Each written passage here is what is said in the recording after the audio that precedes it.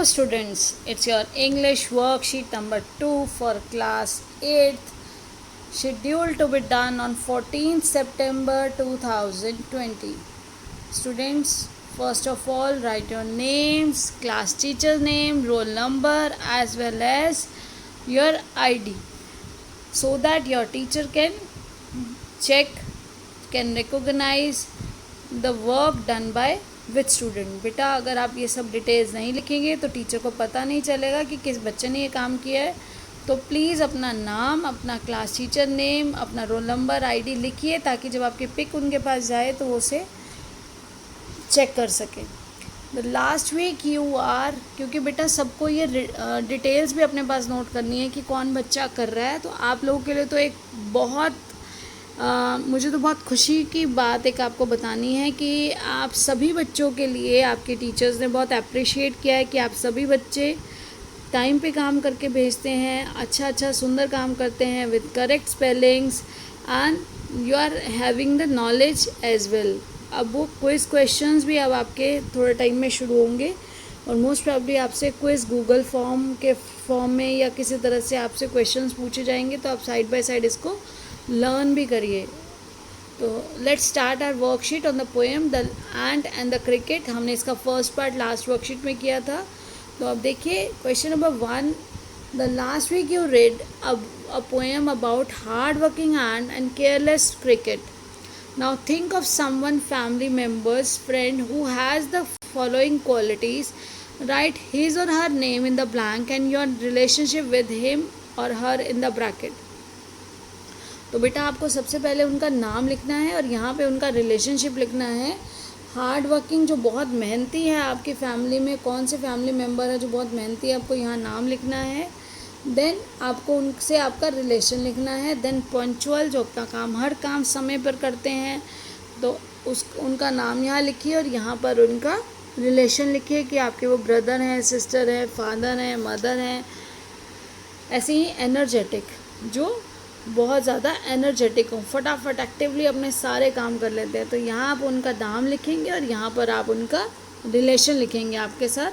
Then students, helpful, जो आपकी हमेशा मदद करते हैं और उनका रिलेशन. आपको यहाँ नाम लिखना है, डैश में नेम लिखना है और इधर आपको उनका अपना रिलेशन लिखना है. Now let's read the remaining poem. Do you think the ant help the cricket. क्या आप सोचते हैं क्या एंट ने जो है हेल्प की थी उसकी. Says the ant to the cricket, I am your servant and friend, but we ants never borrow, we ants never lend. But tell me dear cricket, did you lay nothing by when the weather was warm and quoth the cricket not I. तो ये देखिए बेटा यहाँ पे क्या कहा कि हम आपके किसी के ना तो सर्वेंट हैं, और ये देखिए यहाँ पर क्या बताया जा रहा है कि एंट्स ने क्या कहा, हमने ना तो कभी से मांगा है किसी से कोई चीज़, ना ही कभी लोन पे दी है. लैंड मतलब क्या है, लोन पे देना. और क्रिकेट को क्या कह रहे हैं, I am your servant, I am your friend, मैं तुम्हारी सर्वेंट हूँ, मैं तुम्हारी फ्रेंड हूँ. But tell me dear cricket, did you lay, क्या तुमने कुछ संभाला. उन्होंने कहा क्या तुमने कुछ संभाला जब गर्म था सब कुछ. और उनको बार बार उसको ये कहा गया, एंड ने बार बार ये समझाने की कोशिश की कि आप अपना जो खाना है वो आप भी इकट्ठा कीजिए, अभी मौसम जो है वो बहुत अच्छा है. लेकिन तब क्या था, अब क्रिकेट ने क्या जवाब दिया, माई हार्ट वॉज सो लाइट, वो इतना लाइट हार्टेड था, इतना केयर फ्री था, that I sang day and night, कि वो दिन रात बस गाना गाता रहा, इंजॉय करता रहा. फॉर ऑल नेचर लुक्ड गे, और क्या था, जो सारा नेचर वो क्या दिखाई, उसको लुक मतलब उसको किसी चीज़ की चिंता ही नहीं थी. गे क्या होता है बेटा, चीयरफुल, लाइट हार्टेड है, केयर फ्री. उसको वो नेचर, प्रकृति भी क्या लग रही थी कि किसी तरह की चिंता उसे कहीं अपने आसपास नहीं महसूस हो रही थी. You सैंग sir you say, go then says the ant and dance the winter away. और उसने क्या कहा, जो एंट है उसने कहा सर आपने गाना गाया, आपने जैसा बताया.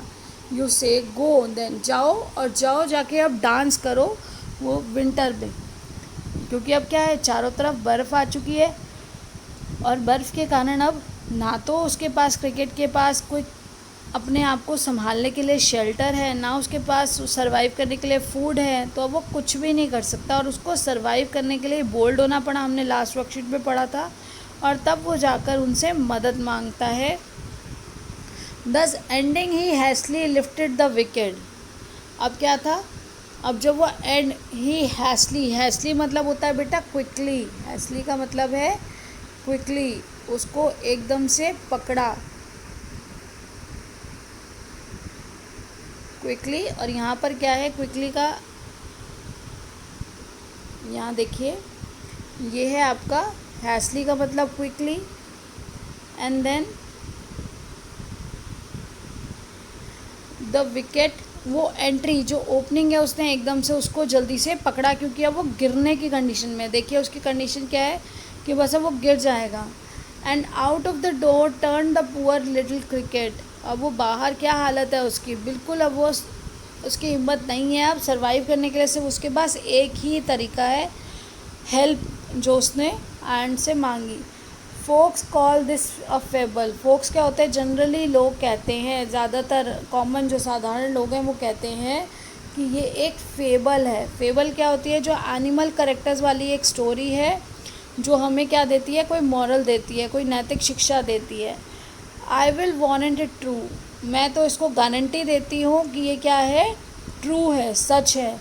सम crickets have 4 legs and some have 2। अब यहाँ पे क्या कहा है बेटा, सम क्रिकेट्स हैव 4 legs, इसके देखिए 4 है ना लेग्स, 2 ये ऊपर हैंड्स की तरह और ये 2 जिन पे वो वॉक कर रहा है ह्यूमन बीइंग की तरह।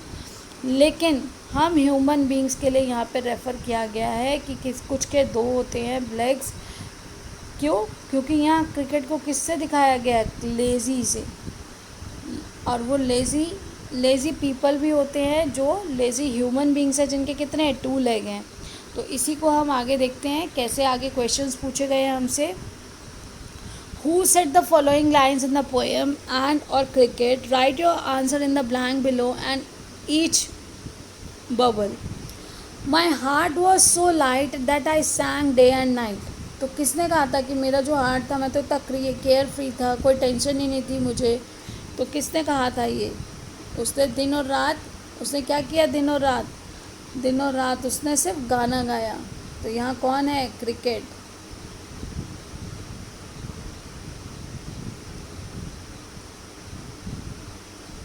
उसके बाद देखिए, dash did you lay nothing by when the weather was warm. अब किसने पूछा कि आपने क्या तब कुछ भी अपने लिए नहीं रखा, जब जो वेदर था, मौसम था, वो गर्म था और कोई परेशानी नहीं थी, आप आराम से सब इकट्ठा कर सकते थे। Go then and dance the winter away. अब ये किसने कहा, जाओ फिर जाओ उधर और जाके डांस करो। पहले तो तुमने गाना गाया समर्स में, अब जाओ जाके डांस करो विंटर में। अब देखिए यहाँ पे ये क्रिकेट ने कहा, क्रिकेट के बाद ये हमें एंट ने कहा, और गो देन भी किसने कहा, एंट ने कहा। इसके बाद देखिए बेटा हमारा नेक्स्ट क्वेश्चन है, यहाँ पे मैं आपको इससे सी और इससे आपको डिनोट कर देती हूँ, सी ए एंड ए।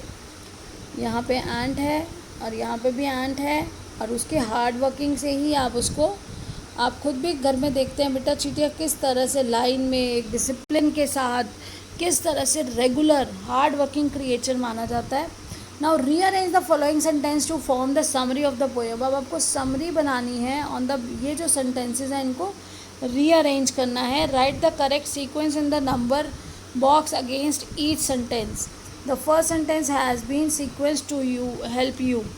अब यहाँ क्या है, हमें इसका सीक्वेंस बनाना है, और यहाँ फर्स्ट सेंटेंस तो हमें दिया गया है बेटा, उसको 1 ही लिख कर दिया गया है, बाकी सेंटेंसेस को हमें नंबरिंग देनी है। तो देखिए, the cricket सैंग during the months of summer and spring. तो क्रिकेट ने क्या किया, उसने गाना गाया, इन्जॉय किया समर में और स्प्रिंग में, जो बसंत ऋतु का समय था या गर्मी थी। तो ये 1 से डिनोट किया कि सबसे पहले तो यही हुआ था। The ant refuse to help him and sent him away. तो ये तो बाद में हुआ जब वो मांगने गया मदद। In the winter he was starving and दस ही वेंट टू द एंट। अब स्टार्विंग क्या था, वो भूखा था बिल्कुल। अब वो उस समय में उनसे मांगने गया था मदद। The cricket replied the enjoyed summers and did not store any food. तो ये तो तब रिप्लाई किया जब वो वहाँ पर गया। The ant as the cricket he had stored food for the winter. He requested the ant to lend him some food and shelter. तो देखिए सबसे पहले क्या था कि सबसे पहले तो उसने वो गाने गाए और वो इन्जॉय करता रहा। फिर ant refuse to help him and send him away. तो एंट ने रिफ्यूज़, सबसे पहले तो उन्होंने क्या किया, in the winter he was starving and दस ही वेंट टू द एंट। तो यहाँ पे आ जाएगा नंबर 2। आफ्टर दैट वहाँ पर क्रिकेट रिप्लाइड, यहाँ पे एंट ने पूछा कि आपने फूड फॉर द विंटर अपने लिए कुछ नहीं रखा। तो यहाँ पे ये थर्ड सेंटेंस हो जाएगा, the ant as the cricket. जब उन्होंने जाकर वहाँ से जब वहाँ पे he requested the ant to lend him. अब यहाँ पर उसने पहले enjoyed the summer and didn't store anything. यहाँ पर आप देखिए सबसे पहले एंट ने क्या किया, उससे पूछा कि आपने कुछ भी नहीं, अब आज मतलब क्या है, क्वेश्चन पूछना। ही had stored food for the winter. तो उसने मना किया कि नहीं। क्रिकेट ने क्या किया, रिप्लाई किया उसके बाद। फिर ये फोर्थ वाला सेंटेंस, फोर्थ ही है बेटा। उसने रिप्लाई किया, the cricket replied that he enjoyed the summer and did not store any food.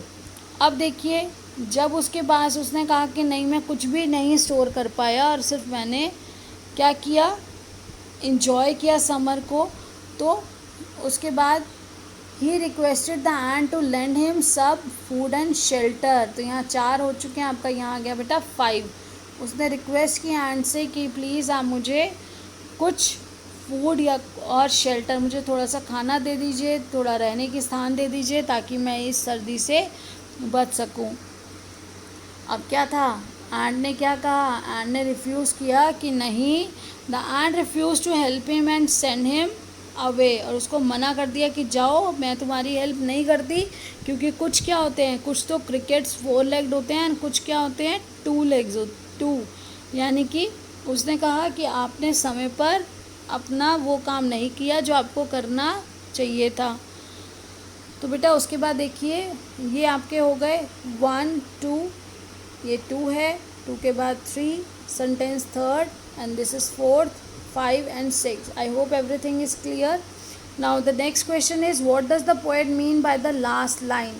देखिए लास्ट लाइन क्या है, some cricket have 4 legs and some have 2.